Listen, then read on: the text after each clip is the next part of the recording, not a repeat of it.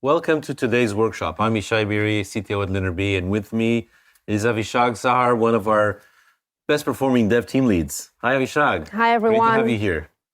This session will be recorded, and we'll share the recording with everyone registered to the workshop. Please ask questions in the chat. We have Linear folks ready to answer and discuss these topics in more detail. So, as we think about scaling efficiency and increasing the R&D value in 2023, this is a down market, down economy. The usual strategy of hiring more people and scaling the team is roadblocked for many teams. So this year, our focus is going to be on efficiency, on how we scale the team efficiency, how will we do more with less, and help our developers and our R&D organization achieve more without leaning on additional hires. So we are going to talk about 5 key strategies today. 2 strategies on the measure side around visibility, around reporting. I'm going to talk about resource allocation, understanding where our key investments are going into and making sure that we are aligned with business priorities. And Avishag is going to tell us and show us how she's using dev team goals to propel her team forward and get the best performance in her team. Then we're going to talk about workflow automation and how we actually improve our velocity, our code quality, and compliance through smart rule engines that live in our repos and help us automate the dev work. Yeah, some more practical so stuff. A combination of visibility and automation that really helps you with scaling your developer efficiencies. So the first strategy is going to be around R&D reporting, and in particular, focusing on using resource allocation information. So as a CTO, I care about making sure that our R&D investments are aligned with our business priorities. Maybe the single most impactful change that we can make to move forward in our efficiency is just to invest in the right places and reduce investment in low priority items. So I'm going to ask myself 3 questions. Where are we investing? What's the actual investment that's happening in the dev org? Where is that going? Is that aligned with our business priorities? What is the cost? Like how much are these projects costing the business? And is that cost worth it in view of the results or the value that this project is supposed to bring? And are we on track? Like, are we actually going to deliver on time on those key priorities? And I'm going to use the resource allocation view to make proposed changes. For example, this project, we need to put more people on it. We're not putting enough. Or this project, we should reduce our investment there because it's not as high in our priorities. So to show us more about the resource allocation and how this is used to scale developer efficiency, I'm inviting Iran, our product leader in Linear B, to show us what it's all about. Hi, Avishag and Yishai. Thanks for having me today. And hello to everybody who's watching this around the world. I'm really excited to share with you today a new solution to a problem that many product delivery leaders like myself are facing. As a VP of product in Linear B, I'm constantly looking on how our dev resources are aligned with our business priority and focus. I really need to quickly and simply understand how the amount of dev resources allocated to our top business initiative and the cost of this effort. I really need to understand and be able to share with leadership so they can understand what is our dev resource allocation strategy for our top initiatives, how they align with business goals and focus, or even invite productive discussion on refocus of this effort when necessary. I'm happy to share that our resource allocation dashboard does exactly that. We connect to your PM board and automatically scan for your initiative, project, and epics to create a dashboard that easily provides you with the visibility into the amount of effort and cost per initiative. This view allows you to base your engineering resource strategy on real data, while also discovering fragmented or low-value initiatives that can be repurposed. This has already been a game changer and a standard practice for us at Linear B. We align, track, and present our initiative with resource allocation dashboard. This is why I'm really excited to share this new resource allocation capability with our users starting today. Thanks, Eran. So to recap, resource allocation is important because it gives me visibility into the top initiatives, how much actual effort is spent in our key priorities. It helps me align our investment with the company strategy and making sure that we are focusing our investment where it matters. And it's also very interesting for us to know that, because as dev For team, the dev team. for the dev team, we're not always aware of it, of decisions, why they are being made. And it's very interesting to understand, and this visibility makes a lot of value for us to know, are we aligned with the business strategy? Are we aligned with our business's goals? It's very interesting. So people tend to forget this, but developers and team leads really want to know that they're working on the right priorities. No one likes to work on that item that is number 17 on the priority list that doesn't move the needle. So by reflecting this information back to the teams, they can also be assured that their efforts are working towards what the company cares about. We are invested in the right place. And then finally, this view helps me with forecasting and understanding where do we have risk? Are we going to deliver on time on these key company initiatives? The second strategy for scaling your developer efficiency is to use team goals. And Avishag is going to tell us more about how you're using team goals to push the team performance forward and increase your efficiency. As a CTO, I'm looking at things like DORA metrics. This is the DevOps Research and Assessment, which has become pretty much a widely accepted standard for understanding performance of the dev org, focusing on 4 key metrics. 2 metrics related to delivery velocity, like deploy frequency, how frequently we're able to push changes to production, to push new code, and cycle time, how long it takes the team to complete one item or one piece of work from the first commit made on a branch all the way to production. And it also relates to our R&D OKRs, right? We want to gain scale. We want to be better in scale, and it's really related to stability, to quality, and we also want to deliver quicker, faster, right? We want to do that as well, and it's very related to cycle time, to deployment frequency. Right. These are, highly correlated with team productivity. And when I'm looking to set OKRs, R&D OKRs for my organization, I'm using the DORA as a good place to start. I'm looking at our benchmarks. As you can see here, for every metric, we have these icons telling me and more information telling me how are we doing compared to the industry. So in this case, for example, cycle time, I can see that we are in the strong band, and we can still do better. We can go all the way to elite, and that's going to be one of my focuses. But these benchmarks, which we compiled out of over 1 million PRs, thousands of dev teams that we've analyzed, and these really help me understand where we have gaps. How do I, in my organization, my teams compare and stack up, and where we should be focusing our efforts to increase our efficiency. So I'm going to take the cycle time example. I care a lot about cycle time because it really covers a lot of great behaviors in the dev process. And even though we're in the strong band, I'm going to push this forward and say, let's get better with cycle time, setting an OKR for the R&D organization to improve cycle time. Yeah. Now, another thing about cycle time, I gotta say, it's breakable. We can focus every time at another phase in our process to increase cycle time in small steps. So you can see we're using 4 segments in cycle time, and each of these segments, coding, pickup, review, and deploy, is going to have different reasons for a problem and different behaviors to fix it. And now we'll drill down into how we use team goals and how Avishag, you use team goals in your team to actually get better at the OKR, at the cycle time. Yeah. Take us away. So, so our team is, I would say, a new team. We have all of the team, besides one person, are new hires for the past year.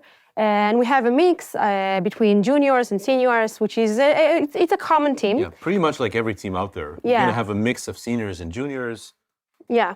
And we have our goal team, our goals in general, which is an interesting topic by itself, because we meet goals a lot of time during the day, during the week, during sprints. What is the goal for that sprint? What is the goal for that week? It's very interesting by itself. But when it comes to team goals, it can get really overwhelming. Like, where do I start? I want to get my team better. I want to become a team that deliver a lot of content, that delivers quickly. Where do we start, right? So the first thing which we did, we had to understand what is our status. What is our status? Where are you at right now? Where are we at right now? How we are comparing to the benchmarks that we have in the industry in general. We wanted to know how to do it and what we want to improve first. So the strategy was, okay, we'll have this first sprint of the team to understand what is our status. And the next step will be, okay, in the next sprint, in the next iteration, we'll focus at one thing that we want to improve and do these iterations sprint after sprint to improve one thing at a time. So you're choosing one behavior, you're setting a goal for your team or with the team to improve or this is how we want to behave. You're focusing on that first sprint. Then once you've mastered that goal, you can move on to another goal and eventually get better at a lot of dimensions that all contribute to things like cycle time or some other high-level OKR. Yes, exactly. This is what we did. This was, and it still is, our strategy. This is how we are implementing it. So we started with PR size, which made sense for us. This is something that we can measure. This is something we can monitor during the iteration, and we started to focus on that for the first iteration.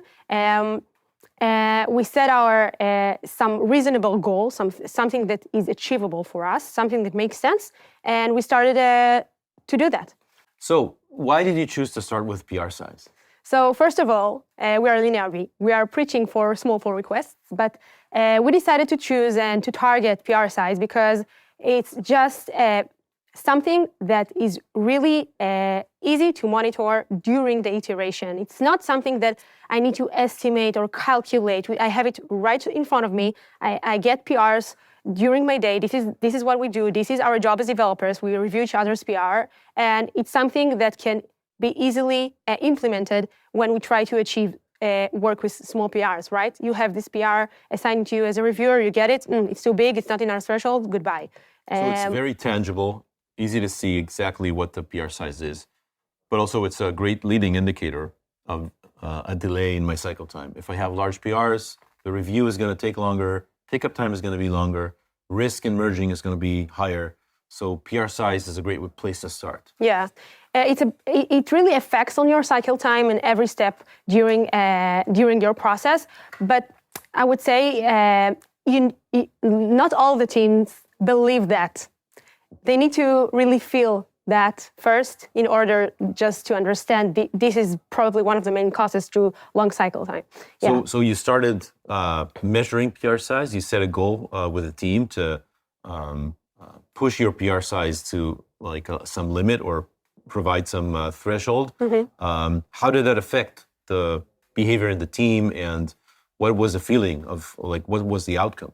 So you would think that our goal is to work with small pull request will be on the minds of the developers right away. So no, it's not working like that. It's not that easy to do that to make it as part of our. Just saying something doesn't really make it happen. Yeah, saying something doesn't really make it happen. But we set our threshold. We set our goals. We focused on this one particular goal. And basically, once we had our automation layer above it, it really helped us. It really helped us to monitor it. We have this alert that once we are almost near the threshold, we get them, and we know if we are achieving the goal, if we are about to achieve this goal, yes or no. What happens on the average? Right. So you have this view where you can track how am I meeting the goal, week over week. What are those cases when the PR sizes are too large? And then here we can see you have some additional help, like automation and nudges. Tell me more about these, like the team reminders. Yeah. So the team reminders are notifications that being pushed. It's being like it's kind of, we don't want to be reactive to the sprint result, but we want to be proactively be aware of our status at the moment. And this is really help us because these are push notifications that are alerting us, hey, you probably didn't notice, but you are almost getting your threshold and you are going to miss this goal for the sprint. So instead of waiting like to do sprint retro and say, oh, we had a problem, we didn't meet our goal in the past 2 weeks, here Worker Bee, which is our smart bot like Slack and MS Teams bot, helps you and helps the developers understand this specific PR is beginning to have a problem, or here you should focus to meet the goal instead of waiting for a retro. Yes, exactly. But this is not like the best example for our case because it's not associated with a pull request size, but we did have our notifications about pull request size. Yeah. The same applies to that example as well. We had another sprint that we targeted another goal. In that case, like it was time. How long yeah. my review is waiting to just get started with initial review for a PR. Yeah, and if it waited longer than 2 days, in that case it's 3 days. We crossed the threshold. Yes, and this becomes like so you have nudges, and then you have those personal notifications. How do these help you? How does like Worker Bee interacting directly with developers help you to achieve your goals? So nudges are good, basically. I would say for the team motivation. These are team notifications. We understand what is our status comparing to our goal, but this is by itself is not enough. We want to help the developers. Me also as a hands-on team leader, I develop a lot of times. I want to get help. Like, okay, I want to increase my pickup time. How can I do that? And for that, we have these personal notifications that are alerting us of any like task, any possible task that we can get. First of all, PRs that I opened and I forgot about them. Maybe PRs that someone registered me as a reviewer, but I didn't have enough attention for that. So I get these notifications that are alerting. Maybe I want more context. In order to understand whether I want to get into this review right now or maybe I will do it later. So this is the estimated review time. Yeah. So Worker Bee helps you with solving the communication gap between developers and reviewers, making sure that reviewers are aware of the PRs that are waiting for them. And this additional small piece of context, the estimated review time, is actually a pretty complicated machine learning model that tells the developer, this is how long it's going to take you to review this PR.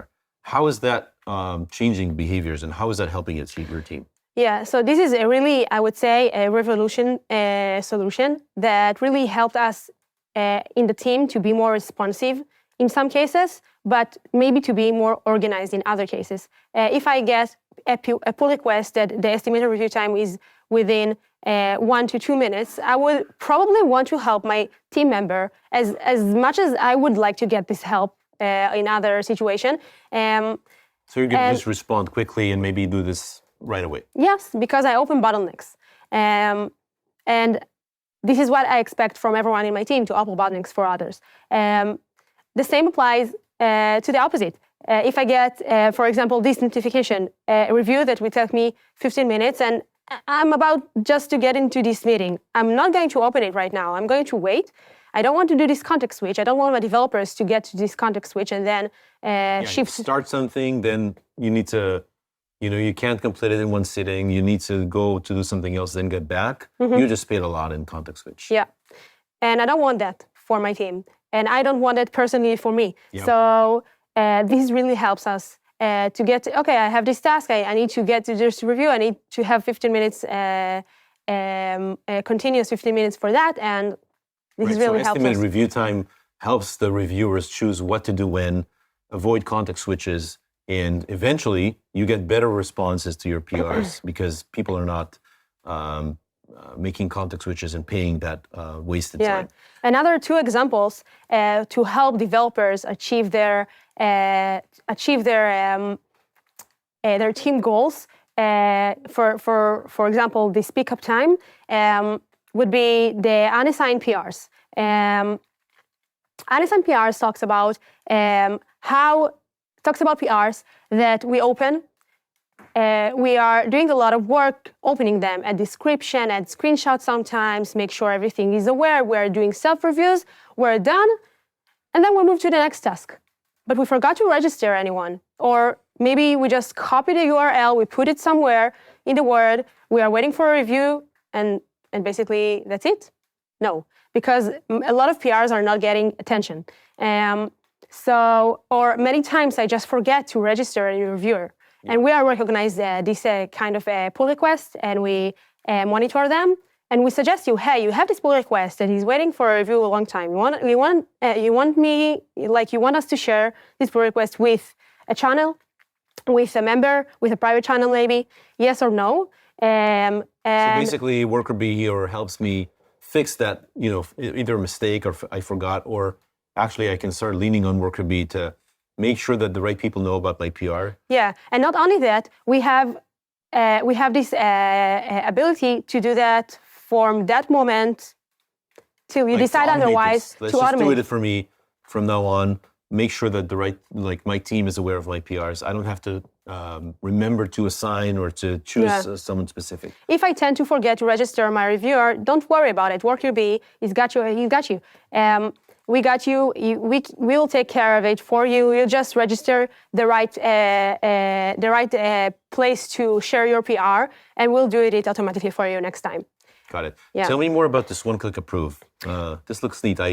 I see the actual diff of the PR inside the message. Like, what is it for, and how does this help you? Yeah. So this relates to the context we added with estimated review time. So we thought about a cool way to add context to specific PRs, the kind of that are really small. We want to make this small change. We want to update an image. We want to fix a quick typo, to quickly fix a typo, to bump a version. Yep. Anything like that usually contains minor changes, 1 to 2 to maybe 5 top, 1 file.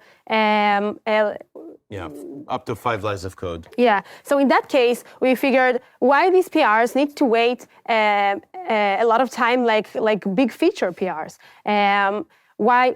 So the answer is they don't need to wait, right? They are much more attractive for a review. Let's push that to the reviewers. So once we have this pull request, we are recognizing them, and we just deliver them. We are wrapping and deliver it for the reviewers very easily. You can easily... in the message, I already see the actual PR content. I can approve with one click. I don't have to switch to GitHub or GitLab or a different UI. I can just do this in 3 seconds and move on. Yes. Obviously, if I need to provide comments, I can do the usual thing, but for all of these one-liners, this really helps streamline the work. Yes, and achieve a goal like pickup time. Exactly, and also it improves the responsiveness in the team. It also really encourages to work with small PRs in general. People try to... Your developers are trying to make their PRs small enough to go in this lane and get such an easy approval instead of... So they will break down their PRs even further. Yeah. That's neat. So we talked about how you and your team achieve the team goals. I really like that every team can choose its own path, can set its own goals based on company OKRs to see how they progress towards, for example, improving cycle time. You started with PR size, then you moved on to pickup time. Different teams can choose different thresholds and different behaviors. And this gives the dev teams autonomy on how to achieve the OKRs.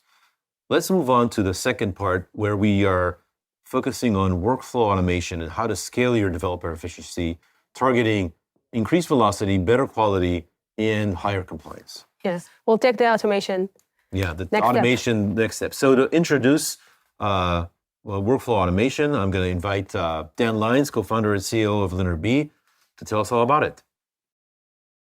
Hey, Avishag and Yishai. It's awesome to be here. As a reminder, my name is Dan Lyons. I'm one of the co-founders at LinearB. And of course, hello to everyone watching from around the world.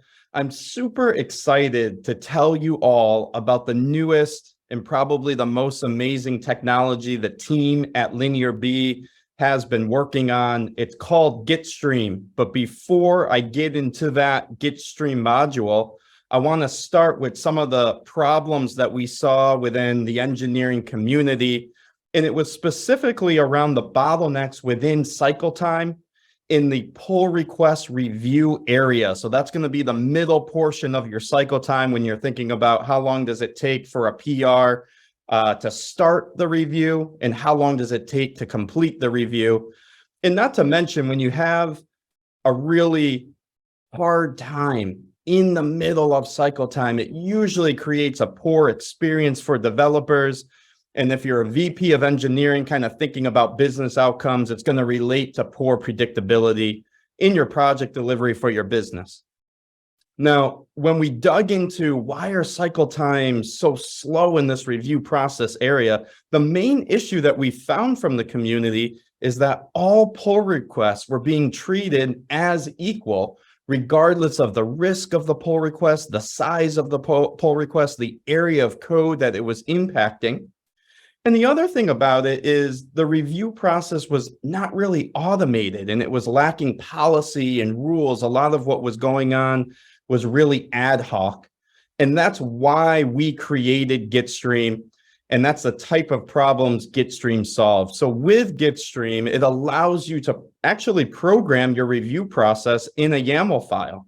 So if you're an engineering organization or leader that's interested in improving efficiency, reducing your cycle time, well, you can take some of those low-risk PRs and automate the review of them with Gitstream. You can also find the right reviewer. Maybe it's an expert reviewer to come in and say, hey, I'm someone that is most suited to review this PR and get it pushed through efficiently. You might be in a business that quality matters a little bit more, or you might want to improve your quality in general. And that's where with Gitstream, you can programmatically add multiple reviewers when necessary. If a really sensitive area of code, for example, is changed, like something that has to do with authentication, you can automatically add a security reviewer. And of course, when you're thinking about expert reviewers, that's the person that's most qualified to review the PR. That's actually going to improve efficiency and quality. And lastly, what Gitstream can do with you, it's actually around policy and compliance. Once you set up your rules to route and decide what to do with each PR, it's totally auditable. You can track it and you can meet your compliance obligations.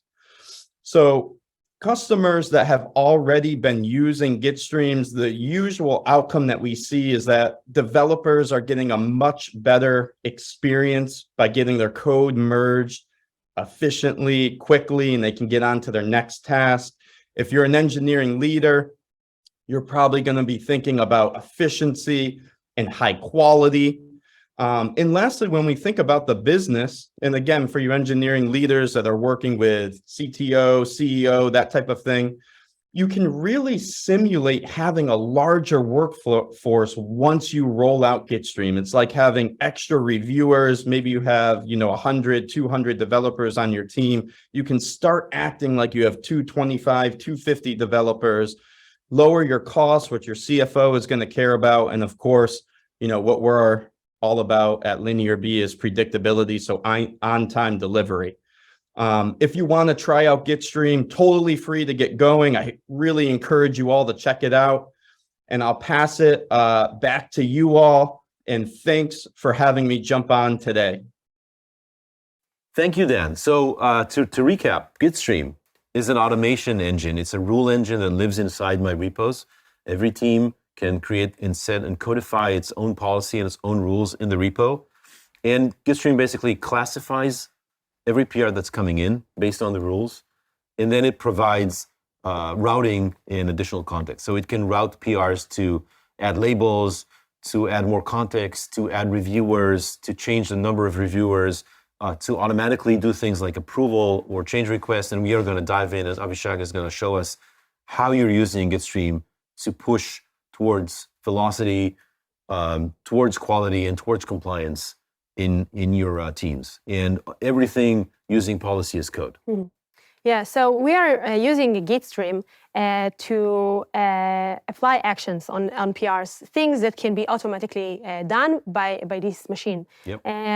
So we to target one of the strategies we want to focus on, velocity.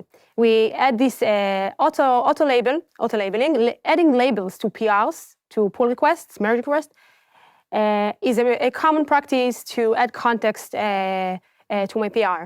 I work on my PR, I open it, and I start to add labels so my reviewers will have context. And in general, when we are retro, maybe we are and retro looking at the PR, we'll have some context of what we did, what we try to achieve, what features it relates, what project it relates, things like that. This is work that needs to be done. Once we are finished coding, we're not ready to submit our diffs yet to the team. This is the work that needs to be done, and we find out we can automatically put these labels for the issuer. So you save time for the developer to come up with the right labels and not forget, so that there's full context for the reviewer. And you're also helping the reviewer by making sure that they get better information about what this PR is about.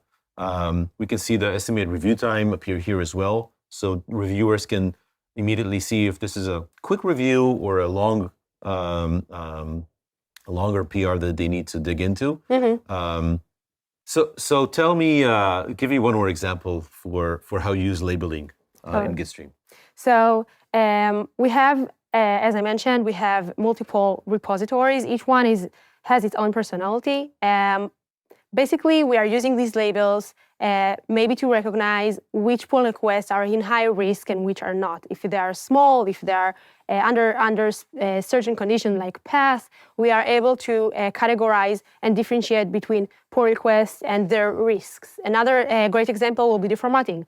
Many times we are just saying want to change typo, and on top of that, we are apply the auto formatting in the PR, which is a good thing, but it's only formatting. We don't just need white space. It doesn't really matter. Yeah, but for other projects, white spaces are extremely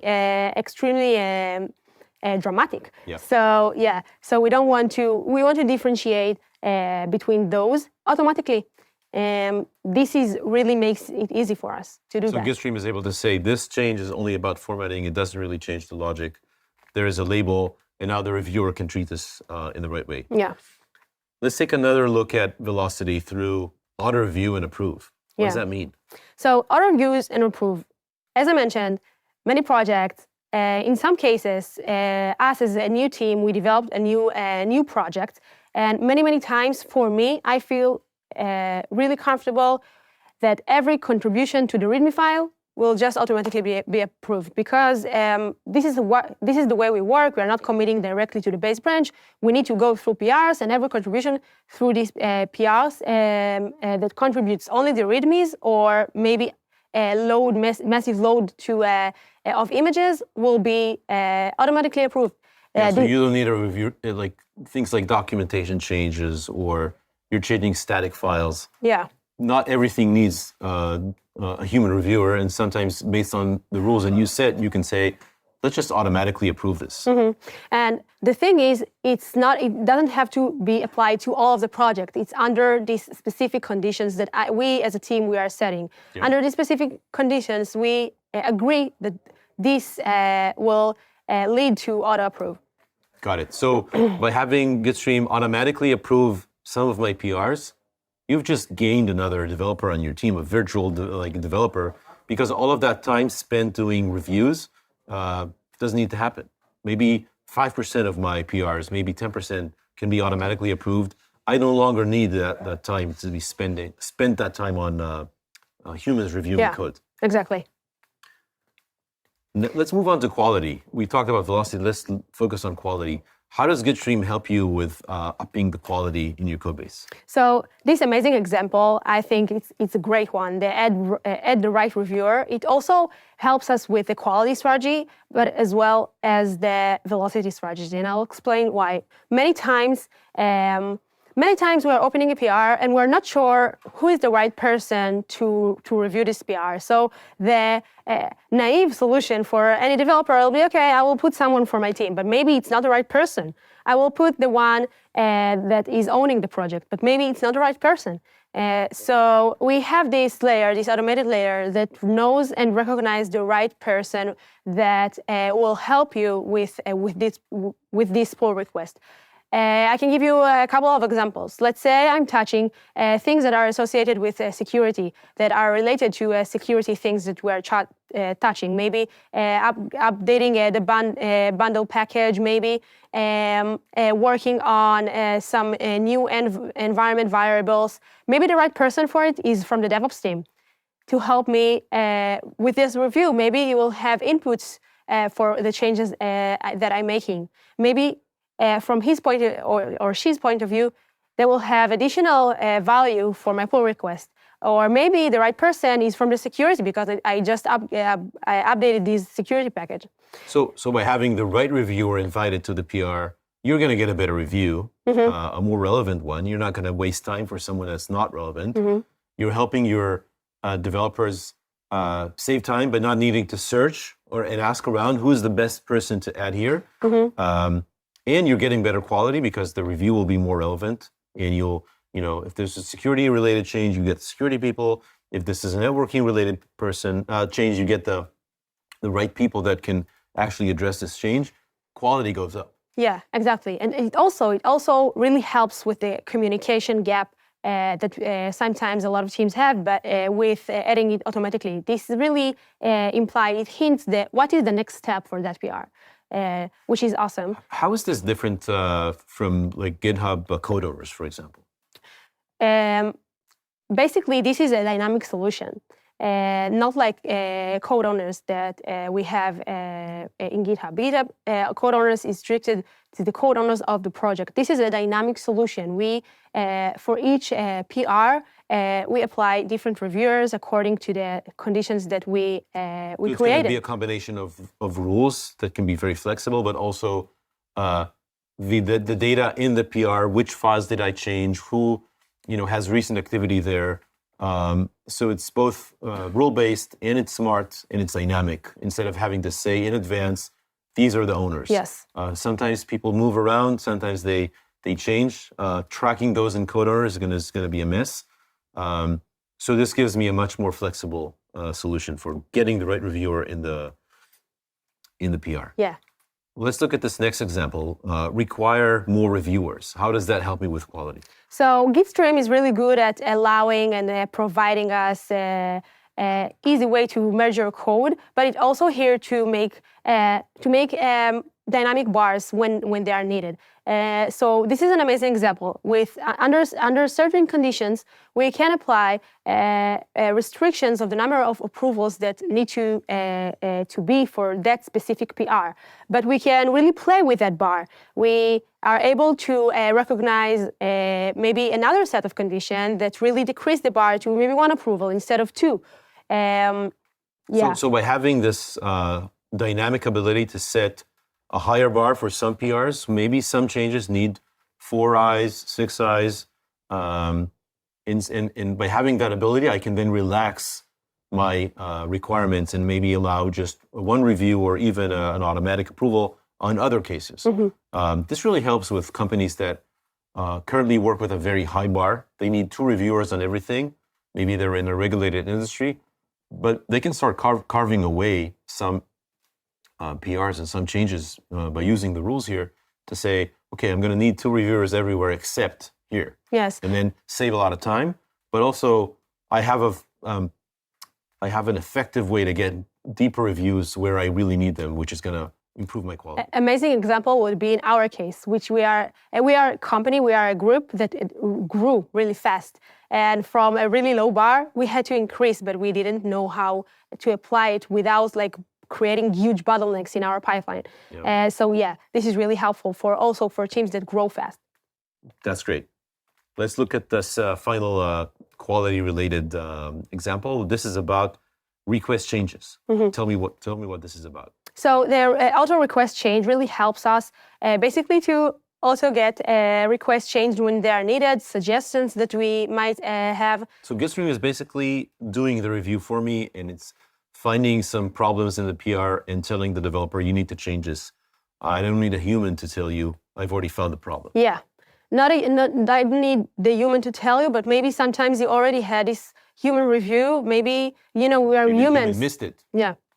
So, common examples could be you're touching a deprecated area of the code. You're using an old API. You're missing tests. A lot of things that we commonly want to respond and include in our review. A lot of these can be automatically detected, and the review, the change request can be made automatically. You just saved me a lot of time, but you also prevented me from missing that. Again, you're pushing quality up, and you're making sure that PRs hit everything that they need to before they reach the human to get the full review on the actual contents. Yeah, correct. That's great. So we talked about velocity and we talked about quality, and now we're going to talk about compliance. When we're working with compliance regimes like SOC 2, Type 2, or ISO, and others, they put a lot of emphasis on the SDLC, on our development lifecycle, and making sure that the changes that are made to our production systems are governed, and we have the right kind of approval process. We can show evidence that we had the right kind of process across these changes. Mm-hmm. And with Gitstream, I have great visibility onto exactly everything Gitstream touches and sees is audited. So I can see exactly why this change was approved, which policy or rule in Gitstream was used here to either automatically approve or to require more reviewers. So I have full audit. I get the evidence. I can add rules. For example, make sure that this PR is connected with a JIRA ticket. That's an easy rule for me to add that I can then make sure that nothing misses that compliance requirement. This is really comments, there are tests, everything. A lot of those like automated things, I now rely on reviewers to manually test for that. And with Gitstream, I can make this automatic. The JIRA ticket example is great because it really provides me the ability to stop chasing my team in order to make sure they're opening JIRA tickets when they're deciding to check out to a branch without JIRA that associated. This is really great. It helps us with the So Gitstream helps me make sure that the right conditions are met. And because the Gitstream policies are code, they're part of my repo, they're managed in Git. I have the history of the policy. I can control who can make changes to the policy. So I can be fully compliant. I have audits on my policy changes as well as how the policy is applied. And I get better visibility than I had before on how policy and code changes live together. Yeah. So to wrap up, we in today's workshop, we talked about how to scale your developer efficiency using resource allocation reports and visibility into your top investments and making sure that your R&D investment is aligned with your business goals. We talked about setting team goals and how team goals is a tool for the team to improve, dev productivity, dev efficiency, using benchmarks to understand where the team is and where to focus, and how to use and achieve those goals to meet R&D OKRs. And finally, we talked about policy as code and automation with Gitstream that helps the dev team achieve their goals, increase velocity, improve code quality, and ensure compliance. Thank you, Avishag. This was great. To get started, you can go and install Gitstream. It's a 2-minute install, free on GitHub today. Or you can visit us at linearb.io/get-started to start measuring your dev organization, to set team goals, to see resource allocation information, and really start improving and scaling your developer efficiency in 2023. Thank you, Yishai, and have a great 2023. You too. Thank you.